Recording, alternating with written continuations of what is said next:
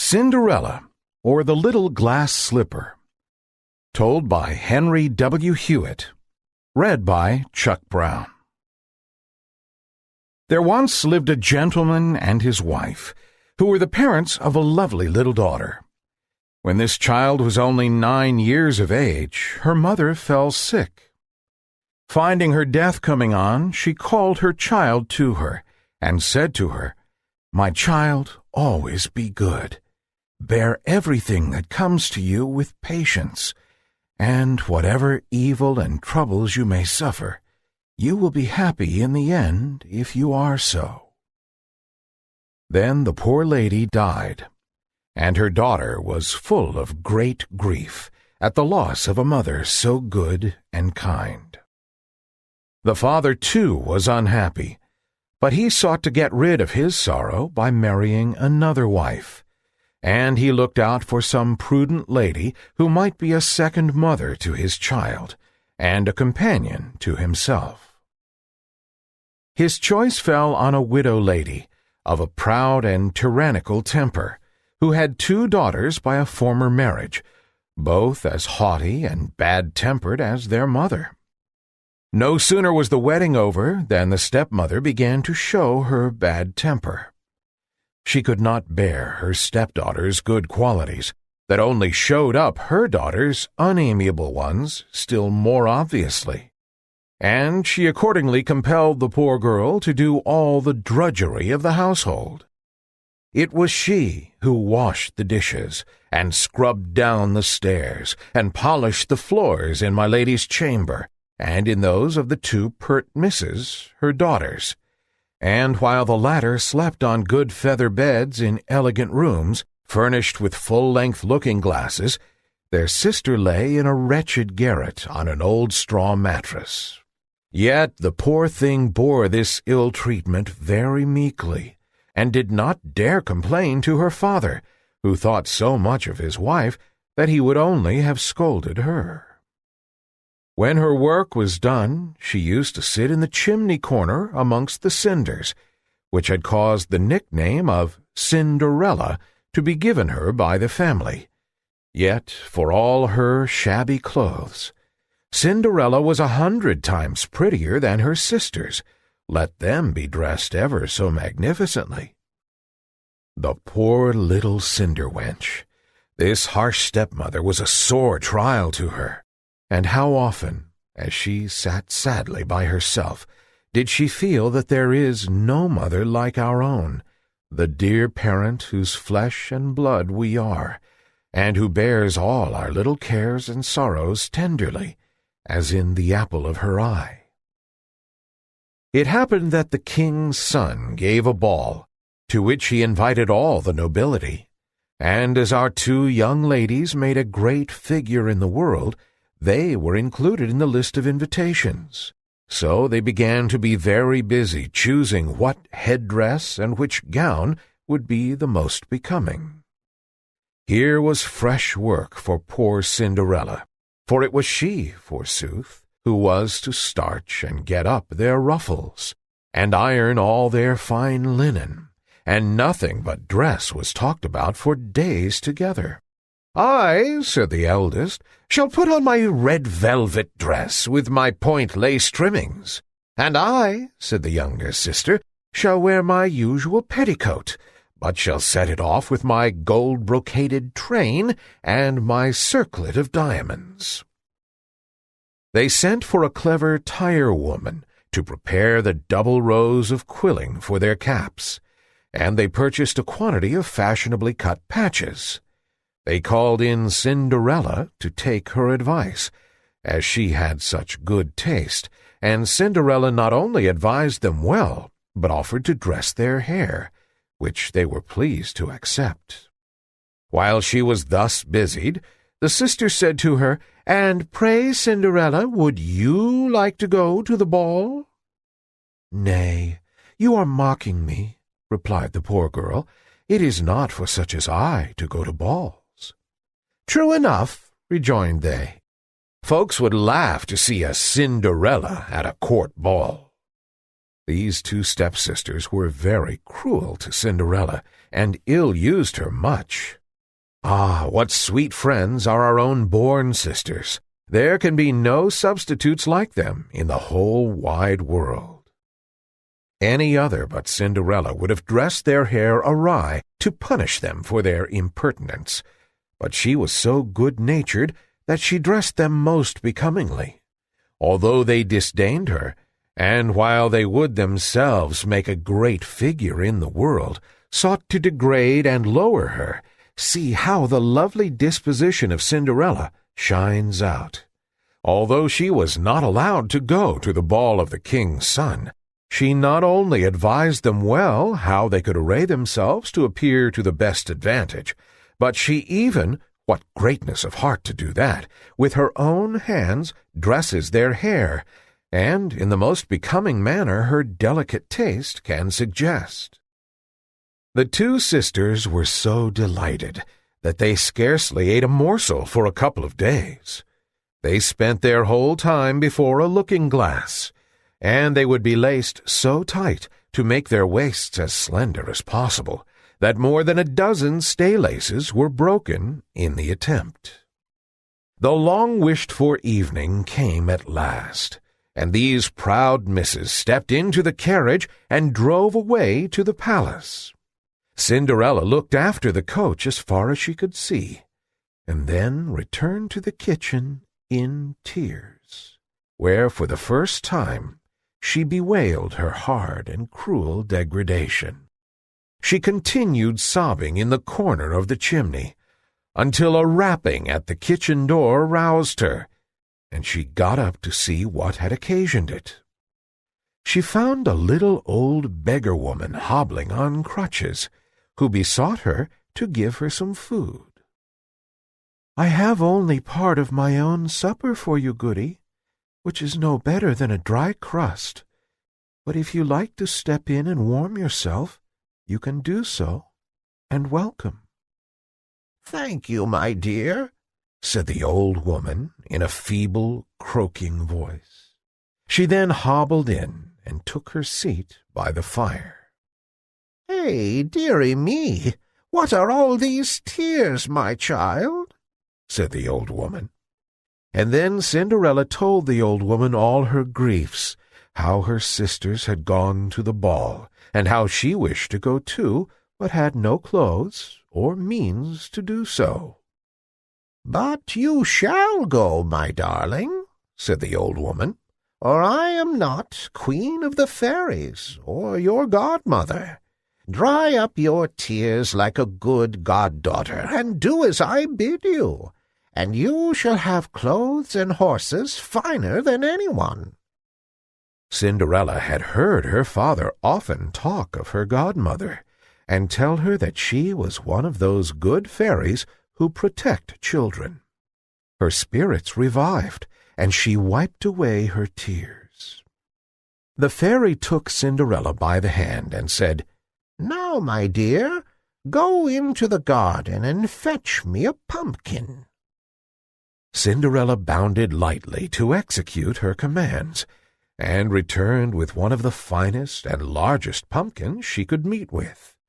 It was as big as a beer barrel, and Cinderella trundled it into the kitchen, wondering what her godmother would do with it.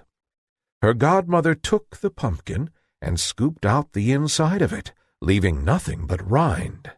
She then struck it with her wand, and it instantly became one of the most elegant gilt carriages ever seen. She next sent Cinderella into the pantry for the mouse-trap, bidding her bring 6 little mice alive, which she would find in the trap. Cinderella hastened to the pantry, and there found the mice as the fairy had said, which she brought to the old lady, who told her to lift up the door of the trap but a little way and very gently, so that only one of the mice might go out at a time. Cinderella raised the mouse-trap door, and as the mice came out one by one, the old woman touched them with her wand, and transformed them into fine, prancing, dapple-gray carriage horses with long manes and tails, which were tied up with light blue ribbons. "Now, my dear good child," said the fairy, "here you have a coach and horses, much handsomer than your sister's, to say the least of them. But as we have neither a postilion nor a coachman to take care of them, run quickly to the stable where the rat-trap is placed, and bring it to me." Cinderella was full of joy, and did not lose a moment, and soon returned with the trap, in which there were 2 fine large rats. These 2 were touched with the wand, and immediately the one was changed into a smart postilion, and the other into a jolly-looking coachman in full finery. Her godmother then said, "My dear Cinderella, you must go to the garden again before I can complete your equipage. When you get there, keep to the right side, and close to the wall you will see the watering pot standing.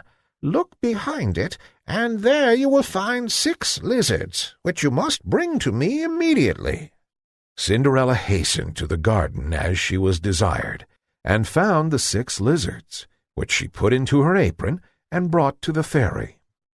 Another touch of the wonderful wand soon converted them into 6 spruce footmen in dashing liveries, with powdered hair and pigtails, 3-cornered cocked hats and gold-headed canes, who immediately jumped up behind the carriage as nimbly as if they had been footmen and nothing else all their lives. The coachman and postilion having likewise taken their places, the fairy said to Cinderella, "Well, my dear girl, is not this as fine an equipage as you could desire to go to the ball with? Tell me now, are you pleased with it?" "Oh, yes, dear godmother," replied Cinderella, and then with a good deal of hesitation added, "But how can I make my appearance among so many finely dressed people in these mean-looking clothes?" "Give yourself no uneasiness about that, my dear. The most laborious part of our task is already accomplished, and it will be hard if I cannot make your dress correspond with your coach and servants." On saying this, the old woman, assuming her character of Queen of the Fairies, touched Cinderella with the magic wand, and her clothes were instantly changed into a most magnificent ball dress, ornamented with the most costly jewels. The fairy took from her pocket a beautiful pair of elastic glass slippers, which she caused Cinderella to put on, and then desired her to get into the carriage with all expedition, as the ball had already commenced. 2 footmen opened the carriage door, and assisted the now beautifully dressed Cinderella into it. Her godmother, before she took leave, strictly charged her, on no account whatever, to stay at the ball after the clock had struck 12, and then added that if she stopped but a single moment beyond that time, her fine coach, horses, coachman, postilion, and footmen, and fine apparel, would all return to their original shapes of pumpkin, mice, rats, lizards, and mean-looking clothes. Cinderella promised faithfully to attend to everything that the fairy had mentioned, and then, quite overjoyed, gave the direction to the footman, who bawled out in a loud and commanding tone to the coachman, "To the royal palace!" The coachman touched his prancing horses lightly with his whip, and swiftly the carriage started off, and in a short time reached the palace. The arrival of so splendid an equipage as Cinderella's could not fail to attract general notice at the palace gates, and as it drove up to the marble portico, the servants in great numbers came out to see it. Information was quickly taken to the king's son that a beautiful young lady, evidently some princess, was in waiting. His Royal Highness hastened to the door, welcomed Cinderella, and handed her out of the carriage.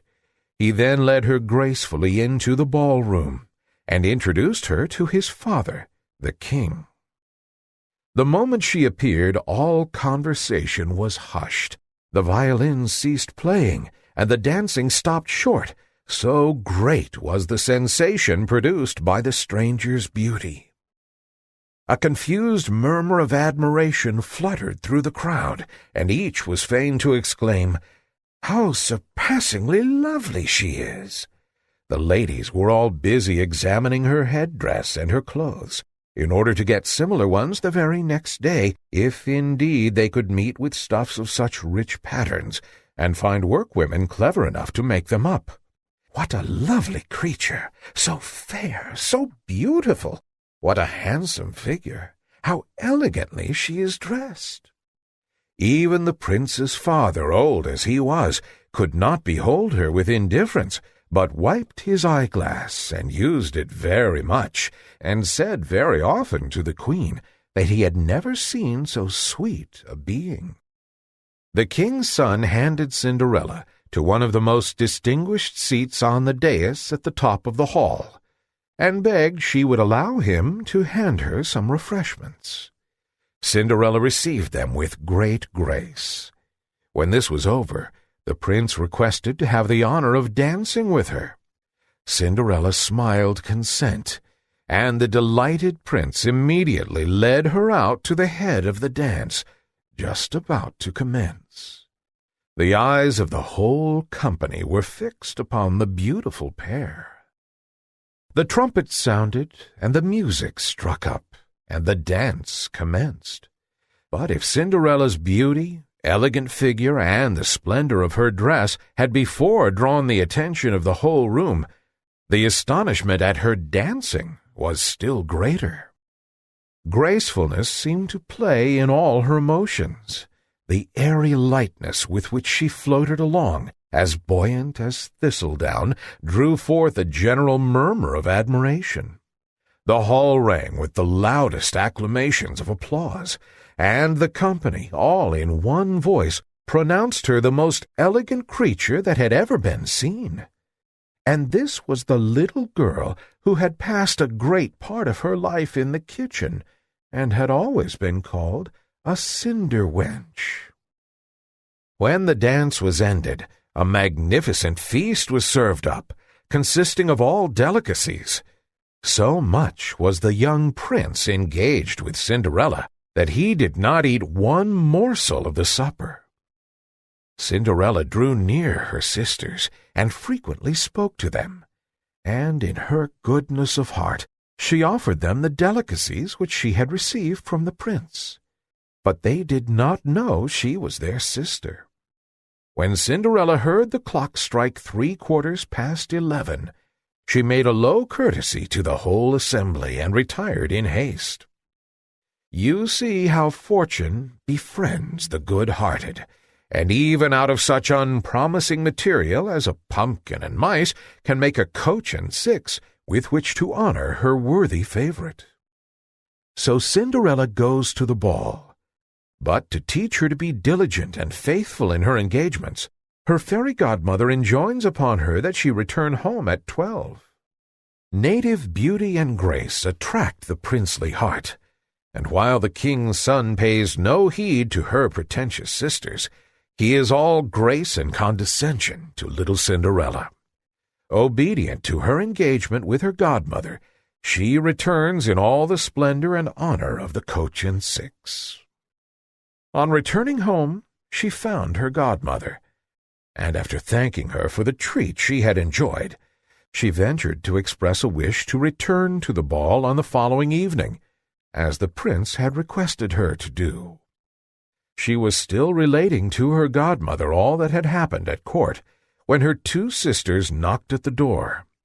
Cinderella went and let them in, pretending to yawn and stretch herself and rub her eyes, and saying, "How late you are," just as if she was waked up out of a nap, though, truth to say, she had never felt less disposed to sleep in her life.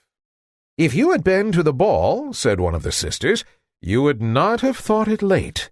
There came the most beautiful princess ever seen, who loaded us with polite attentions, and gave us oranges and citrons."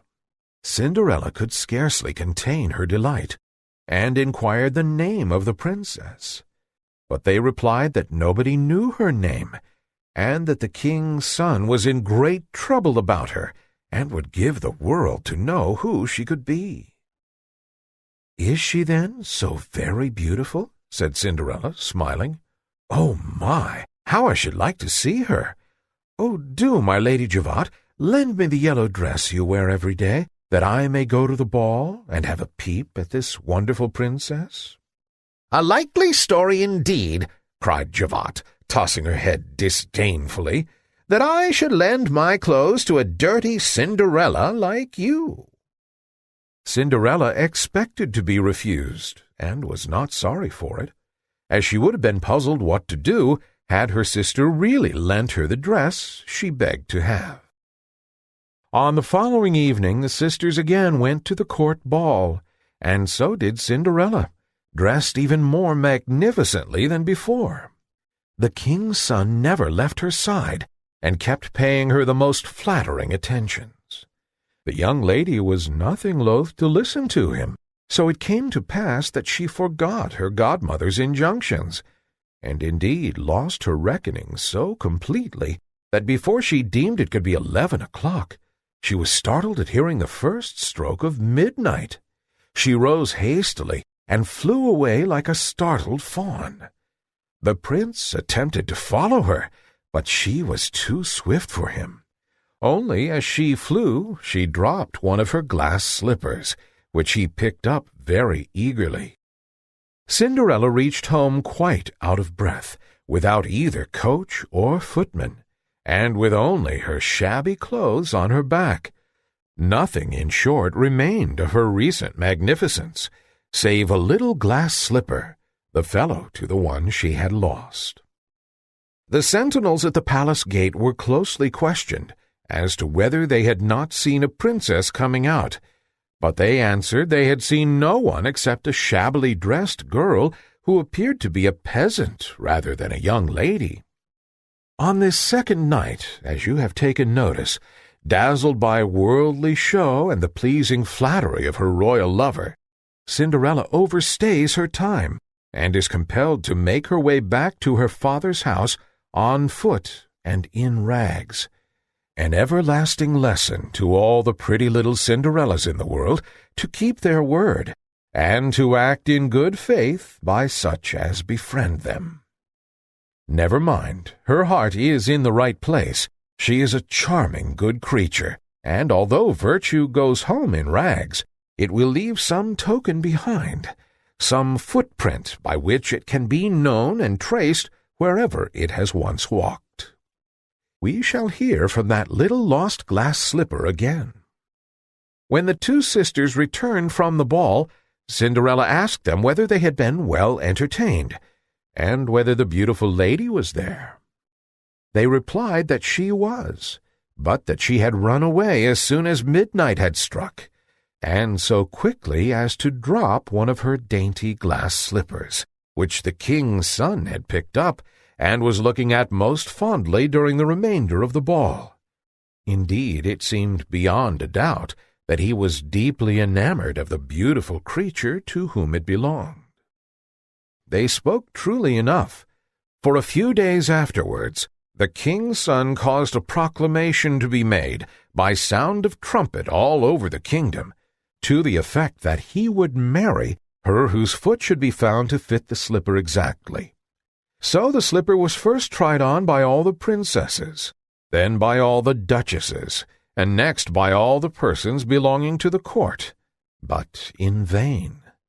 It was then carried to the two sisters, who tried with all their might to force their feet into its delicate proportions, but with no better success. Cinderella, who was present and recognized her slipper, now laughed and said, "Suppose I were to try." Her sisters ridiculed such an idea, but the gentleman who was appointed to it was but fair she should do so, as he had orders to try it on every young maiden in the kingdom. Accordingly, having requested Cinderella to sit down, she no sooner put her little foot to the slipper than she drew it on, and it fitted like wax. The sisters were quite amazed, but their astonishment increased tenfold when Cinderella drew the fellow slipper out of her pocket and put it on. Her godmother then made her appearance, and having touched Cinderella's clothes with her wand, made them still more magnificent than those she had previously worn.